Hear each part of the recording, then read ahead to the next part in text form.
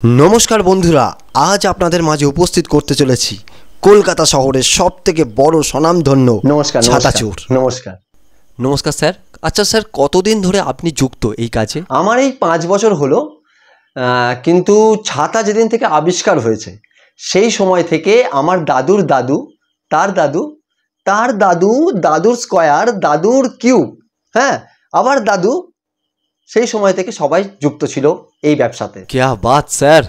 ছোটবেলা থেকে আমার না একদমই ইচ্ছা ছিল না ছাতা চুরি করার, আমার ইচ্ছা ছিল মুরগি চুরি করার। কিন্তু আমার মা এত মেরেছে আমাকে, এত মেরেছে, হ্যাঁ খেতে দেয়নি পুরো, মানে এত, মানে আমার মা আমাকে আমার পিছনে সময় দিয়েছে যে না তোকে ছাতা চুরি করাই শিখতে হবে, পরিবারের ব্যবসার প্রতিই তোকে দৌড়াতে হবে। আমি মানছিলাম না, কিন্তু আমার মা এত মেরেছে তাই আজ আমি কলকাতার সব থেকে বড় ছাতা চোর। সব আপনাদেরই আশীর্বাদ, আমার মায়ের ভালোবাসা, আশীর্বাদ। তাই জন্য যুব সমাজের কাছে আমি একটা কথাই বলতে চাই, গুরুজনদের কথা শোনো, তোমরা তোমাদের ঠিক লক্ষ্যে পৌঁছাবে। আমি আজকের আমার মায়ের কথা শুনেছিলাম বলে আজকের আমি কলকাতার সব থেকে বড় ছাতা চোর। বাহ স্যার, চোখে জল চলে এলো। আমার তো জিভে জল চলে আসছে। কেন স্যার?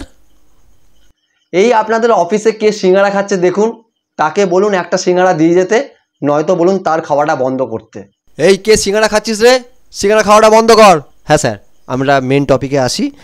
আচ্ছা স্যার, কোন সময়ে আপনাদের রমরমা ব্যবসা চলে? হিসাব করে দেখলে জুন মাস থেকেই শুরু হয়ে যায় ব্যবসা আমাদের, কিন্তু জুলাই, আগস্ট, সেপ্টেম্বর এটা আমাদের টপ টাইম, পুরো ভরপুর ব্যবসার টাইম। মানে কি বলবো আপনাকে, নিঃশ্বাস নেওয়ার টাইম থাকে না, খাওয়া তো দূরের কথা। হ্যাঁ, আর আমরা তো চাই দুর্গাপুজোর সময় ভরপুর বৃষ্টি হোক, কারণ সেই সময় মানুষ তো ঠাকুর দেখতে যাবেই, সে রেনকোট পরে হোক আর ছাতা পরেই হোক।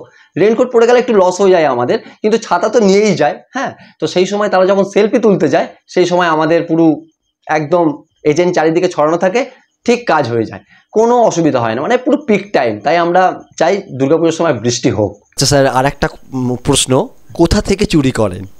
কেন, মন্দির, মসজিদ, গির্জা সব জায়গায় আমাদের এজেন্টরা চারিদিকে ছড়িয়ে রয়েছে। এই তো আসার সময় আপনাদের স্টুডিওর বাইরে ওই সিকিউরিটি গার্ড ছিল, ছাতা নিয়ে দাঁড়িয়ে ছিল, তাকে বললাম দাদা একটু ছাতাটা দিন না, আমি একটু আসছি, ভিতর থেকেই আসছি, ব্যাস দিল, ডেলিভারি হয়ে গেল। কোথায় ডেলিভারি হলো স্যার? এটা আবার কোনো বলার মতো প্রশ্ন হলো? কেন, এসি দাস, হ্যাঁ ওখানেই আমাদের সমস্ত প্রোডাক্ট যায়, আমরা শো অফ করি না, ব্যাপারটা বুঝলেন তো, ব্যাপারটা বুঝতে হবে। আচ্ছা তাহলে স্যার, আর তাহলে নয়, ব্যবসার এখন টপ টাইম চলছে। আমি শুধুমাত্র ইন্টারভিউতে আসি না, শুধুমাত্র যুব সমাজের কথা ভেবে তাদের মনের জোর বাড়াতে আজকের আমি আসা, কারণ এতক্ষণে আমার 10টা ছাতা চুরি করা হয়ে যেত। হ্যাঁ, তো আমার ব্যবসার দিকটা তো দেখতে হবে, তাই যতটুকু পেরেছি যুব সমাজের কাছে, দর্শকের কাছে আমি আমার স্ট্রাগল লাইফ, আমার দৌড়ানো, পিছানো সমস্ত কিছু সব শেয়ার করে দিলাম। ভালো থাকবেন, ধন্যবাদ। ধন্যবাদ স্যার, আপনিও ভালো থাকবেন, আরও এগিয়ে যান। আচ্ছা বলছি, আপনার ছাতাটা একটু দিন না, আমি ওই গাড়িতে উঠে যাব, আমার পার্সোনাল যে গার্ড আছে তাকে দিয়ে পাঠিয়ে দিচ্ছি।